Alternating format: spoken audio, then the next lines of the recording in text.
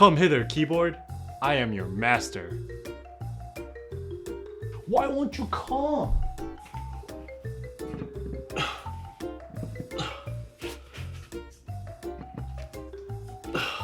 Okay. You know what? Forget it. I have like 30 more of you. Why do you always leave your stuff all over the place? And why is this keyboard on a stick? Hi guys, welcome back to the channel. This is Scott K. Today we're going to be looking at one of the most interesting keyboards I have seen in a little bit. This thing, the Flash 60 by Keypport. So why is this thing so unique? Well, for starters, it weighs over 7 pounds fully built in a 60% layout. For reference, this tiny 60% keyboard weighs more than my heavy KBDFANS. It weighs more than the brass beast, the Hope 75S. It weighs as much as like 19 iPhones or 7 latest iPads. How is that even possible? Well, it's because most of the keyboard is actually made of solid brass. Yes, solid brass. Plus it has this crazy design scheme going on that's like modeled after Asuna, aka the Flash, from Sword Art Online. So obviously the weight and design of this keyboard is its main focus. But what about everything else? That's what we're gonna find out today. So the Flash 60 is a keyboard that originally ran as a group buy in South Korea. A lot of interesting keyboards out there in the land of BTS. Now, Keypport, the studio that makes the Flash 60, is looking to expand the coverage to other parts of the world, including the good old US of A. When the Flash 60 ran in Korea, it started around the $320 range, so not the cheapest keyboard, but it's because of the brass, right? It's a 60% custom mechanical keyboard with the top mount structure, and yes, that crazy heavy brass lower case. Speaking of cases, let's start right there. So the overall case design is actually very clean. My version here is a nice silver top with a gold brass bottom. Not just the brass weight, the entire lower case is actually made of brass. The version I have also is a win keyless 60%, which is actually the only option, similar to the QK60 I have tested in the past. Once you move to the side of the case, you can actually see the crazy design element that I was talking about. It has this little vent cape design look that is supposed to kind of look like Asuna's clothing during movement. So overall, it's definitely a cool looking little keyboard, especially different from many of the plain Jane designs out there these days. Now, let's move on to the other components. This is where it becomes shockingly simple or refreshing depending on how you look at it. First of all, you don't get much stuff when you pick one of these up. You literally get the case, a plate, and a PCB. There's no giant case foam packs, there's no gaskets, there's no silicone, there's no PE foam, there's no nothing. However, after dealing with so many complicated build designs lately, this was actually a really fun, simple build for me. The version I have came with a solderable PCB. I mean, that's the only option for the Flash 60. Simplicity is key here, right? However, one nice thing about this PCB is that it's designed by Heine and is geared up to host a lot of different layouts like ISO, ANSI, split backspace, split right shift. It can also host so many different types of spacebar configurations as well. But the interesting thing is that the plate I received doesn't really allow it to accommodate all those layout options. Some, but not all. Perhaps there are different plate design options depending on the country. I'm not too sure. So I hope that there's some flexibility to this in the future.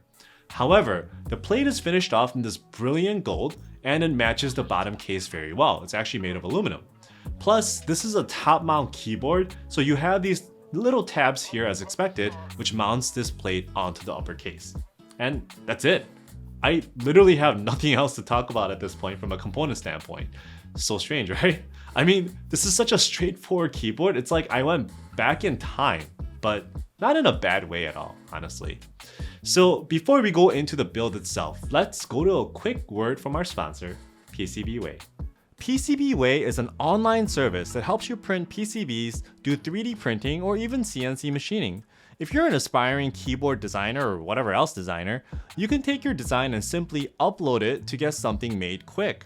Or if you have the source code for a PCB that you already have and you need a replacement, you can also get that done as well.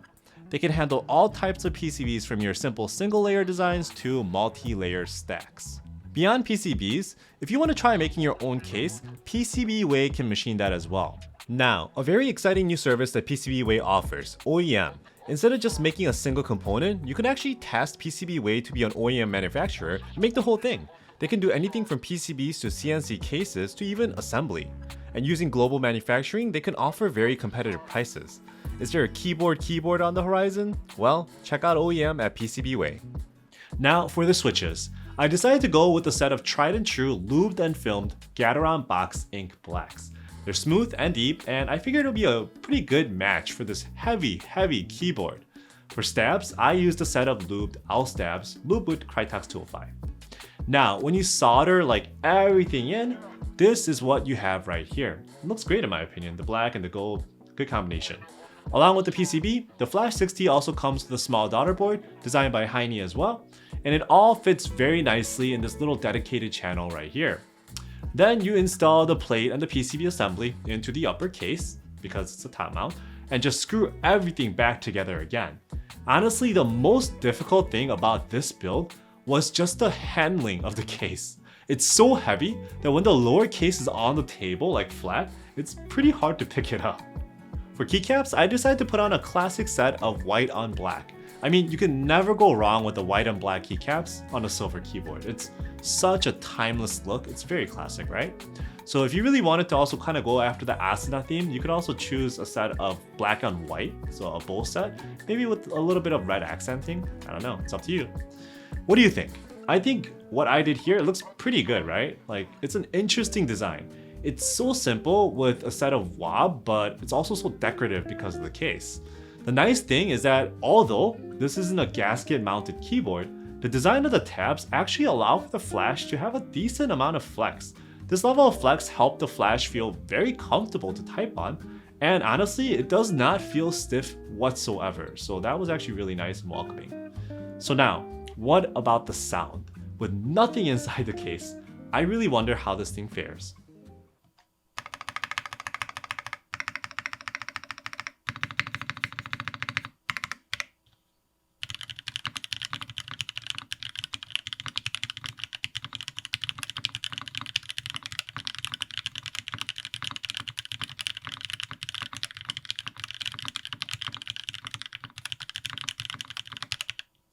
So what do you think? It's got that classic and refreshing top mount sound, right?